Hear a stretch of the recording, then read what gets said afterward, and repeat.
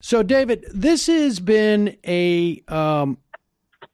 certainly a story that is years in the making and actually started to some extent during the Obama administration. I distinctly remember reading stories that private prison companies were betting on immigration as crime rates dropped and there was growing prison reform movements and criminal justice reform movements. Maybe that has reversed itself in some way.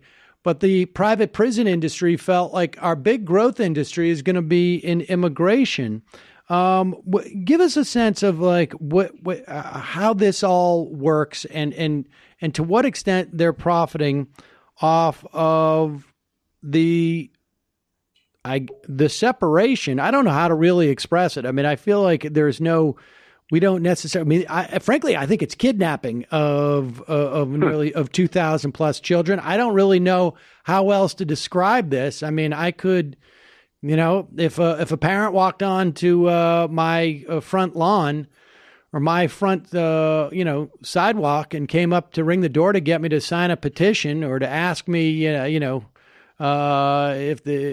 for something. And I said, okay, you're on my property. I'm going to kidnap your kid. I don't see how this is really terribly different. But how is the private prison industry driving this and profiting from it? Sure. Well, the private prison industry has always had a hand in immigration detention, just like it's always had a hand in sort of any kind of detention, whether at the federal, state, or local level. CCA, it's now called CoreCivic. It used to be called the Corrections Corporation of America.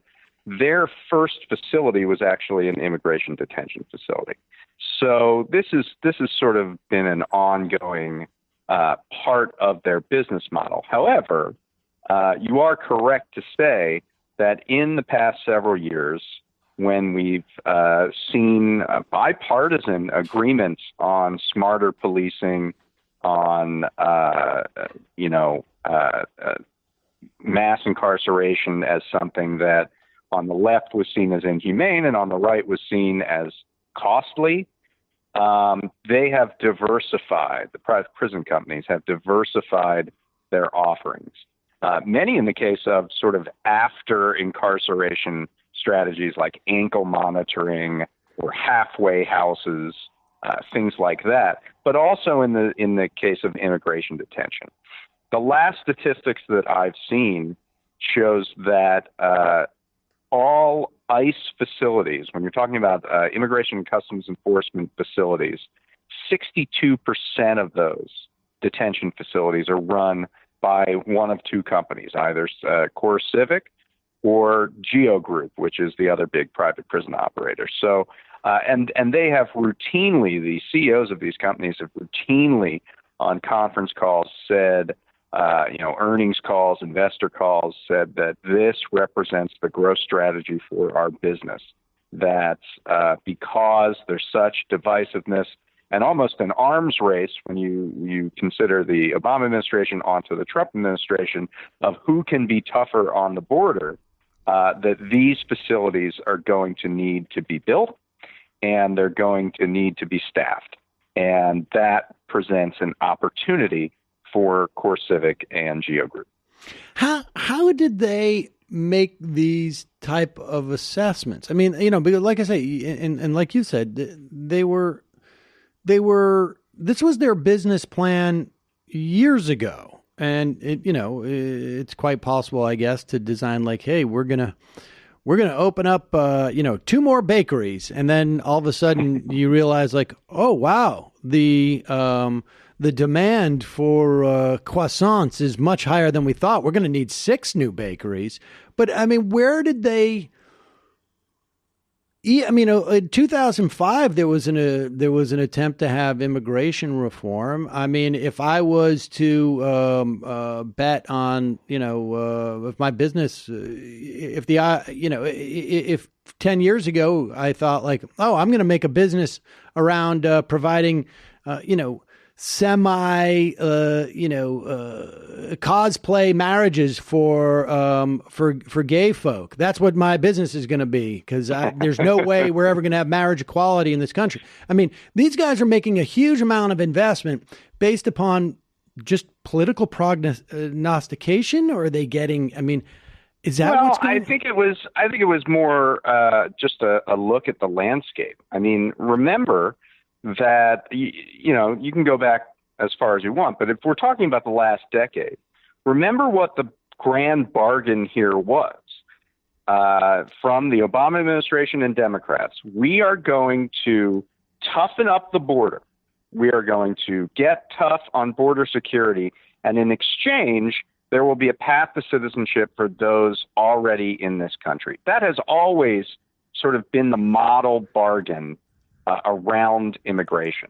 If you're going to get tough on the border, you're going to need somebody to transport, house, and ultimately deport all of those individuals who are trying to come in to the country. And you're going to have to supply food, education. You might have to monitor them. Even if you catch and release them, you might have to come up with some sort of case management system or some way of tracking immigrants who need to come into court. All of those things are on the menu for companies like Geo Group or CoreCivic to offer as a service, and they do.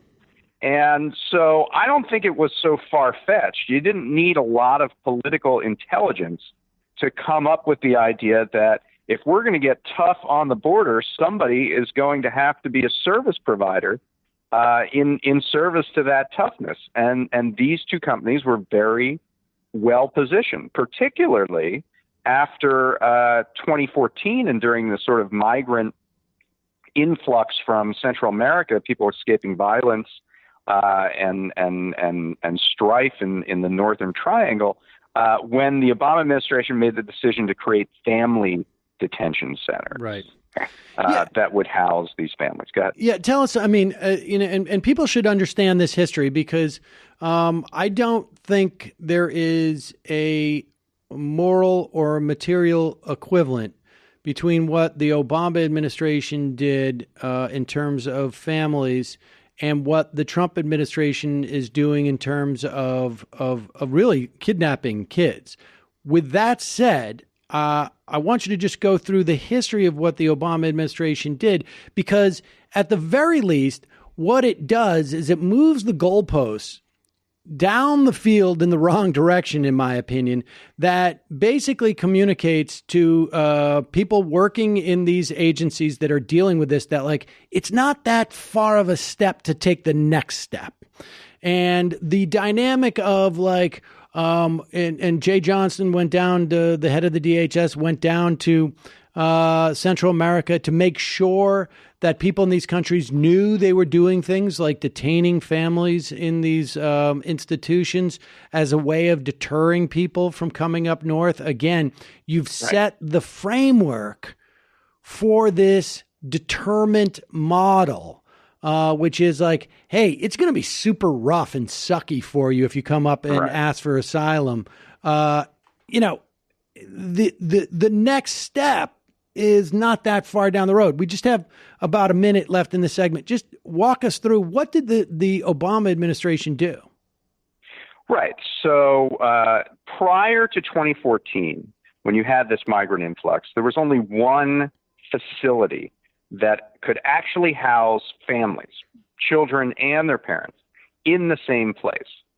And under a 1997 agreement, those facilities were supposed to be non-secure. In other words, you could walk out, and they were supposed to be licensed. Well, the Obama administration contracted Geo Group and CoreCivic to build two massive 2,400-bed facilities in South Texas, one in Dilley, Texas, and the other in Carnes, and to house these immigration people coming over, the families coming over the border. And they actually teamed up with the state of Texas to try to get these facilities licensed as child care facilities. And that would have made them licensed and available under that agreement, the Flores settlement of 1997. Ultimately, that ended up being a failure. They were not able to get these things licensed. And people who visited these facilities gave them the nickname of baby jails.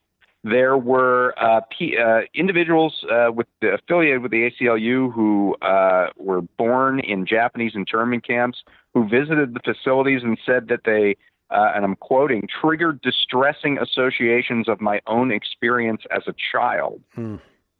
These were really awful facilities, awful places to be, and they did fit in with this idea of deterrence, that it was going to be a bad time if you came up across the border, and you should tell people and think twice. Let me interrupt you. We got to take a quick break. When we come back, I want to hear what happened next, and then let's talk about the further profiteering that we're seeing on these dispossessed children that have the Trump administration has essentially kidnapped from their parents. We got to take a quick break. I'm Sam Seder. This is Ring of Fire Radio.